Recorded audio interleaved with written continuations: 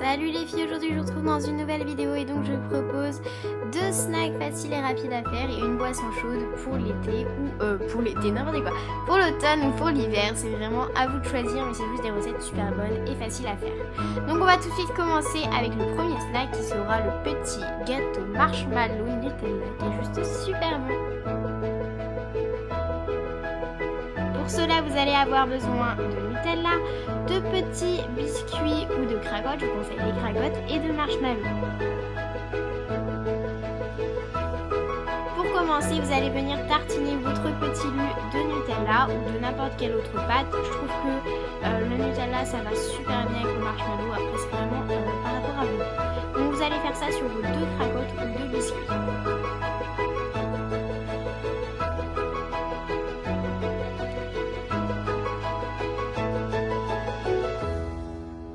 Ensuite, vous allez venir mettre votre chamallow. Donc, vous mettez le nombre de chamallows par rapport à la longueur de vos biscuits. Pour ma part, je suis venue en mettre un. Je vous conseille de mettre que la moitié parce que je trouve qu'il y en avait vraiment trop de chamallows et qu'on n'avait plus le goût du Nutella. Donc après, c'est vraiment à vous de choisir par rapport à vos goûts. Et donc voilà ce que ça vous donne. C'est quand même plus joli comme ça.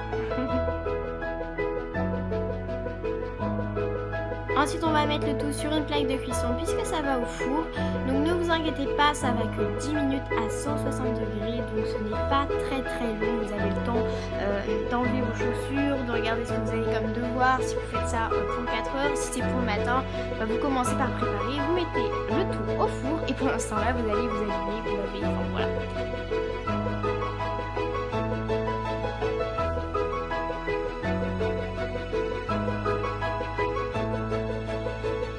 Et donc voilà ce que ça vous donne, ça n'a pas l'air super bon, sauf que c'est juste délicieux, esthétiquement c'est pas super joli, mais en goût c'est juste top. N'hésitez pas à me dire si vous avez réussi à faire des choses beaucoup plus belles. Pour le deuxième snack, vous allez avoir besoin de n'importe quelle huile, d'épices de votre choix, de poivre, d'ail semoule, de sel, de pain à pita, d'un bol, d'un petit pinceau et de graines de sésame que je n'ai pas dans cette vidéo puisque je n'en avais plus, pardon. Donc pour commencer, vous allez prendre votre bol et verser l'huile d'olive. Mélangez donc l'huile d'olive avec le sel, le poivre, l'ail semoule, l'épice de votre choix. Donc pour ma part, j'ai utilisé du paprika. Je vous conseille l'épice barbecue, c'est juste super bon. Et les graines de sésame.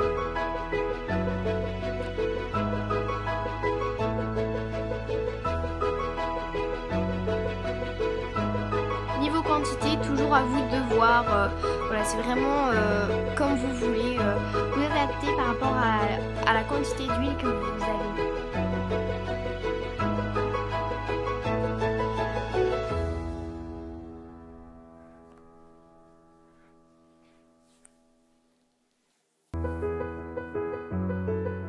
Ensuite, on va bien mélanger jusqu'à ce que l'huile et les épices se mélangent bien.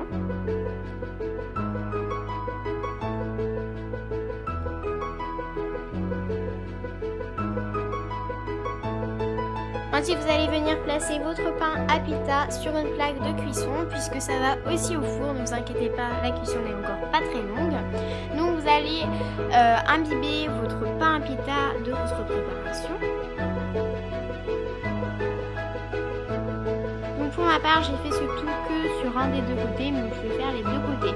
Niveau quantité, c'est vraiment à vos goûts. Voilà, c'est à vos saveurs, vous pouvez tester avec beaucoup, pas beaucoup, enfin voilà, vous faites vraiment comme vous voulez. Ensuite, vous allez venir couper votre petit pain à pita pour que ce soit plus facile après à manger. Donc pour ma part, je suis venue couper en 4.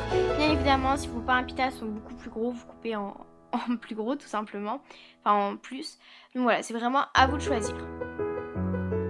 Alors vous pouvez faire n'importe quelle quantité de pain à pita puisqu'il se conserve assez longtemps, je dirais à peu près un mois et demi. Donc voilà. Alors ensuite on va mettre le tout 10 minutes à 100 degrés.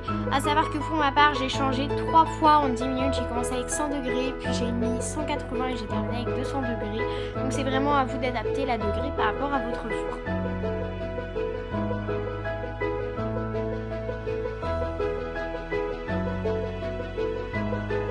Et on termine termine avec notre boisson chaude. Donc vous allez avoir besoin de lait, de pépites de chocolat, de jarre ou de mug, de caramel et un petit peu de chantilly. Donc la chantilly c'est facultatif.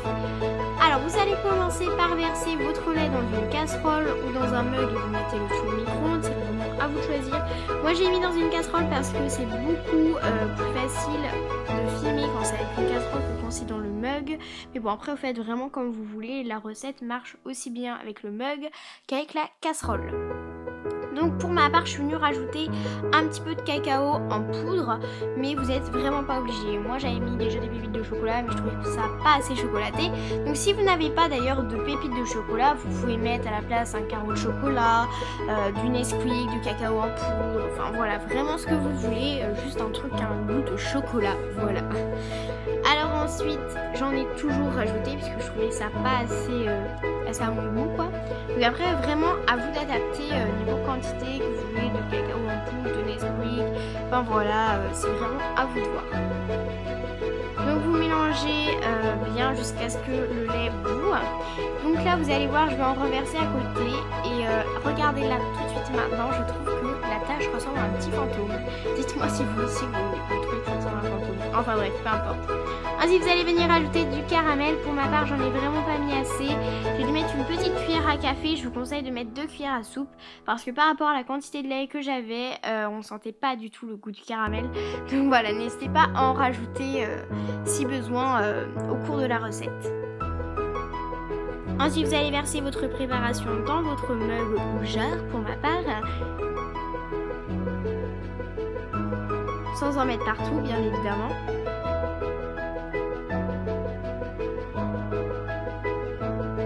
Ensuite pour la décoration je suis venue rajouter de la chantilly. Donc comme je vous l'ai expliqué au début de la vidéo c'est facultatif.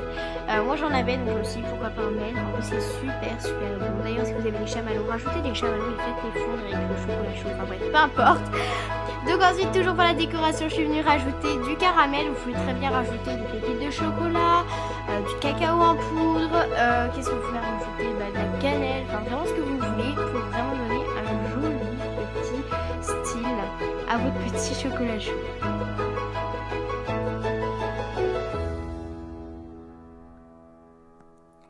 Et on termine en ajoutant une jolie paille. Bon, c'est pas obligatoire, mais moi je préfère quand même avoir une paille. Et donc voilà ce que ça vous donne, votre petit chocolat chaud est terminé, il était juste super bon. Donc je vous conseille vraiment de faire ces petites recettes qui sont super simples, faciles à préparer et rapides. En tout cas moi j'ai adoré le chocolat chaud. Donc voilà ce que ça vous donne pour les pains à pita. Je n'ai pas pu vous montrer au début et à la fin ce que ça donnait. Donc voilà ce que ça donne, c'était juste super bon. Je vous conseille de faire ces petites recettes que pour le matin parce que je l'avoue que c'était un petit peu beaucoup quand même. Mais bon après vous pouvez aussi le faire aux 4 heures. Donc voilà, cette vidéo est terminée, j'espère qu'elle vous aura plu. N'hésitez pas à vous abonner, à laisser un petit commentaire, à me dire si vous avez reproduit les recettes et à liker la vidéo. Bisous bisous.